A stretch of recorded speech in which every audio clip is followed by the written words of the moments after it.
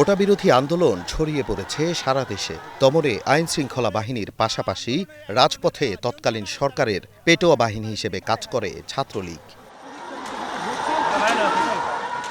২৪-এর ২৫ জুলাই পর্যন্ত আন্দোলনে প্রাণ হারান শিক্ষার্থীসহ ২০০ শতাধিক মানুষ। চারদিকে যেমন আতঙ্ক ছিল, তেমনি ক্ষোভে ফুঁসছিল ছাত্র জনতা। আন্দোলনের নেতৃত্বে থাকা শিক্ষার্থীরা ৮টি স্পষ্ট বার্তা ও পদক্ষেপ ঘোষণা করে এদিন।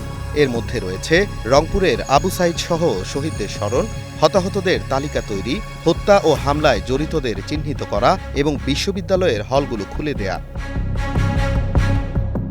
শিক্ষার্থীদের আইনি সহায়তা দিতে লিগ্যাল এইড ফর স্টুডেন্টস এবং আহতদের চিকিৎসায় ইমার্জেন্সি হেলথ ফোর্স গঠনের উদ্যোগ নেয় বৈষম্য বিরোধী ছাত্র আন্দোলনের নেতারা। এদিন তৎকালীন প্রধানমন্ত্রী শেখ হাসিনা সেনাবাহিনী মোতায়েনের পর প্রথম জনসম্মুখে আসেন। পুড়িয়ে দেয়া মেট্রো রেল স্টেশন পরিদর্শন করেন তিনি। এ সময় স্থাপনার ক্ষয়ক্ষতি দেখে কান্না করতে দেখা যায় তাকে, যা পরবর্তীতে বড় বিতর্কের জন্ম দেয়। কারণ শত শত প্রাণহানির পরও এ নিয়ে কোনো ধরনের সহানুভূতি দেখাননি তিনি।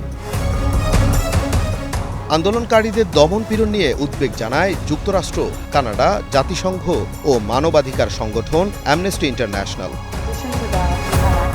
Nazmul Hasan, star news.